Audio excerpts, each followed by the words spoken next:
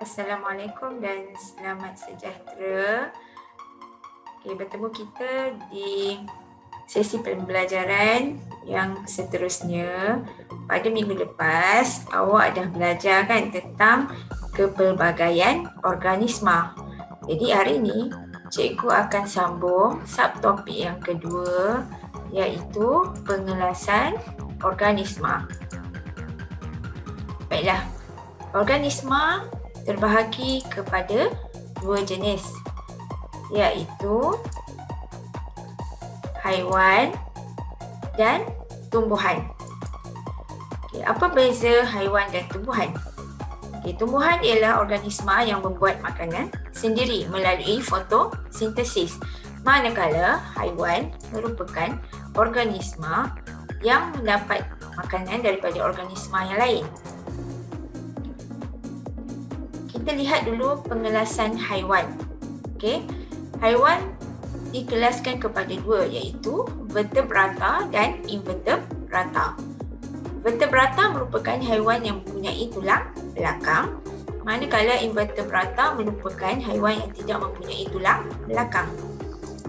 Vertebrata terbahagi kepada 5, iaitu mamalia, reptilia, amfibia, burung dan ikan. Baiklah, kita tengok dahulu apa ciri-ciri mamalia. Yang pertama, mamalia merupakan haiwan yang melakukan persanyawaan dalam. Mamalia juga melahirkan anak.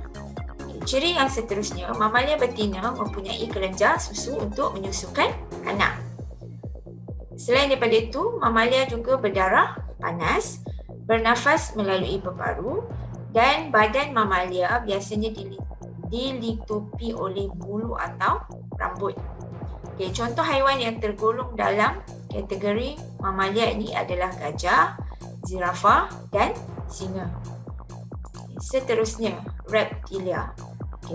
Reptilia adalah haiwan yang berdarah sejuk, menghasilkan telur yang bercangkerang, melakukan persenyawaan dalam, bernafas melalui peparu, serta mempunyai sisik atau kulit keras.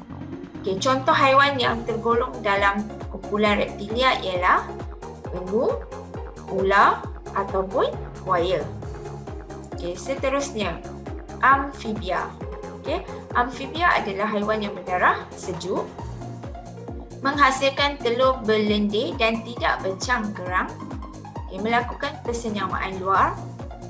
Biasanya anak amfibia bernafas melalui insang, manakala amfibia dewasa bernafas melalui kulit yang lembap dan peparu. Dan haiwan yang tergolong dalam kategori amfibia ini, badannya dilitupi oleh kulit yang lembap. Contoh haiwan yang tergolong dalam kumpulan amfibia adalah katak, kodok ataupun salamander.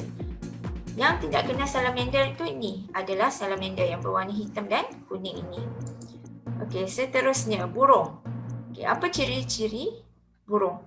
Yang pertama, burung berdarah panas, menghasilkan telur yang bercangkerang keras, melakukan persenyawaan dalam, bernafas melalui peparu, bersayap atau berkepak, serta badan dilitupi oleh bulu pelepah dan kaki bersisik.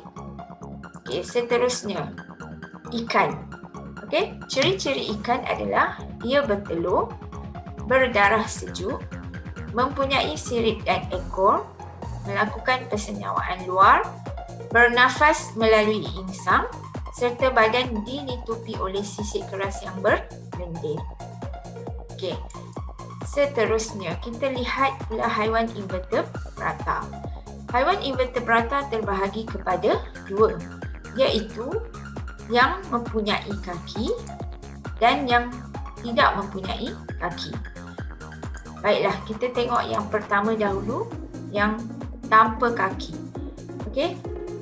Haiwan invertebrata tanpa kaki terbahagi kepada 2, iaitu yang mempunyai badan tanpa segmen. Contohnya seperti siput dan sotong, serta yang mempunyai tanpa kaki tetapi badan bersegmen. Okay, contohnya adalah cacing. Okay, segmen maksudnya adalah ruas-ruas pada badan haiwan tersebut. Okay, seterusnya, haiwan invertebrata yang mempunyai kaki pula terbahagi juga kepada dua. Okay, iaitu yang pertama yang mempunyai 3 pasang kaki. Contohnya semut, rama-rama, lebah dan nyamuk. Manakala yang berkaki lebih daripada 3 pasang kaki. Haiwan invertebrata yang berkaki dan mempunyai lebih 3 pasang kaki contohnya adalah labah-labah dan kalajengking. Baiklah. Kita lihat pula pengelasan tumbuhan. Okay, tumbuhan pula boleh dibahagikan kepada dua, iaitu tumbuhan tidak berbunga dan tumbuhan berbunga. Okay, tumbuhan tidak berbunga terdapat 3 jenis, iaitu lumut, paku pakis serta konifer. Okay, apa beza lumut, paku pakis dan konifer? Lumut dan paku pakis membiak dengan menghasilkan spora. Manakala konifer membiak dengan menghasilkan kon. Okay, lumut merupakan tumbuhan bukan vaskular. Manakala paku pakis dan konifer adalah tumbuhan vaskular. Okay, maksud vaskular adalah tisu yang sangat kompleks, iaitu tumbuhan tersebut mempunyai lebih daripada satu jenis sel. Okay, itu maksud vaskular. Okay, seterusnya, tumbuhan berbunga. Okay, tumbuhan berbunga bermaksud tumbuhan tersebut membiak dengan melalui bunga dan biji benih. Okay. Terdapat 2 jenis tumbuhan berbunga, iaitu yang pertama monocotyledon dan yang kedua adalah dicotyledon. Okay, apa maksud cotyledon? Cotyledon ialah makanan simpanan di dalam biji benih yang digunakan untuk bercambah. Okey. Jadi dalam tumbuhan berbunga monocotyledon, bilangan cotyledon yang ada adalah 1. Okay, manakala dalam dicotyledon, bilangan cotyledonnya adalah 2. Okey, jenis akar. Monocotyledon mempunyai akar serabut, manakala dicotyledon berakar tunjang. Okay, daunnya pula adalah monocotyledon berurat selari dan batangnya adalah lembut. Manakala dicotyledon berurat jejala dan batangnya berkayu. Jadi berikut merupakan perbezaan antara monocotyledon dan dicotyledon. Okey, seterusnya, cikgu ingin terangkan mengenai kekunci dikotomi. Apa maksud kekunci dikotomi? Okey, kekunci dikotomi merupakan cara yang digunakan oleh ahli biologi untuk mengenal pasti dan mengelaskan organisma secara sistematik berdasarkan persamaan atau perbezaan ciri-ciri yang ada pada organisma tersebut.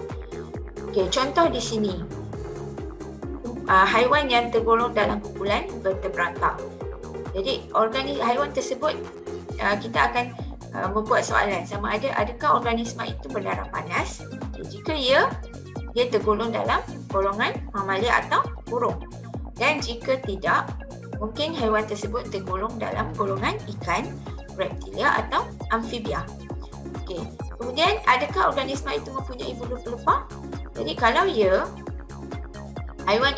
organisma itu tergolong dalam golongan burung.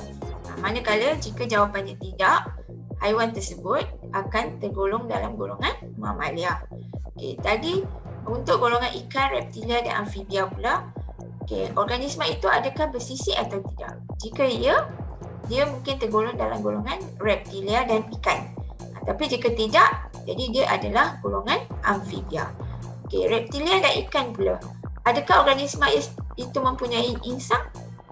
Jika dia adalah ikan, manakala jika tidak, dia adalah reptilia. Jadi ini merupakan kekunci dikotomi. Cara bagaimana ahli biologi menentukan, mengelaskan organisma. Okey? Okey, contoh seterusnya ini untuk invertebrata. Jadi kaedah yang sama juga digunakan. Okey.